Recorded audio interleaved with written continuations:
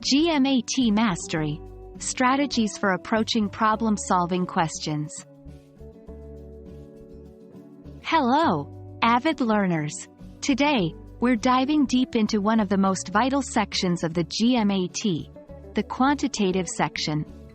Specifically, we will explore strategies for approaching problem-solving questions. By mastering these techniques, you'll be well equipped to tackle any problem that comes your way. The problem-solving questions on the GMAT quantitative section evaluate your ability to use logical and analytical skills to solve quantitative problems. They are multiple choice, giving you 5 answer choices for each question. Before jumping into solving a problem, it's crucial to read the question carefully, understand what is being asked before trying to answer, identify the main elements. This can be numerical values, the type of operation needed, or specific details mentioned. Time can be your best friend or your worst enemy in GMAT. Here's how to best manage it. Estimate your pace. You have about 2 minutes per question. If a question seems too tricky, guess, mark it, and move on. You can revisit it later if there's time. Avoid overcalculating. GMAT is more about logical reasoning than complex calculations.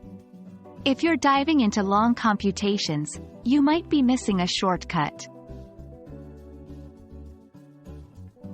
Using the process of elimination can increase your chances of selecting the correct answer. Look for outliers. Sometimes, 1 or 2 choices stand out as obviously incorrect. Eliminate them. Estimate. If the exact calculation seems daunting, try rounding numbers and making a rough calculation. This often makes it clear which choices can't be correct. Trust your intuition. If an answer choice seems blatantly wrong, it probably is. The GMAT often includes answers that might look right but are based on common misconceptions. After finding an answer, revisit the question. Did you answer what was asked? Sometimes we solve for X when the question asked for Y. Units. Ensure you've used the correct units, especially if the question involved unit conversions. No overthinking. If your process was sound and the answer seems right, trust it.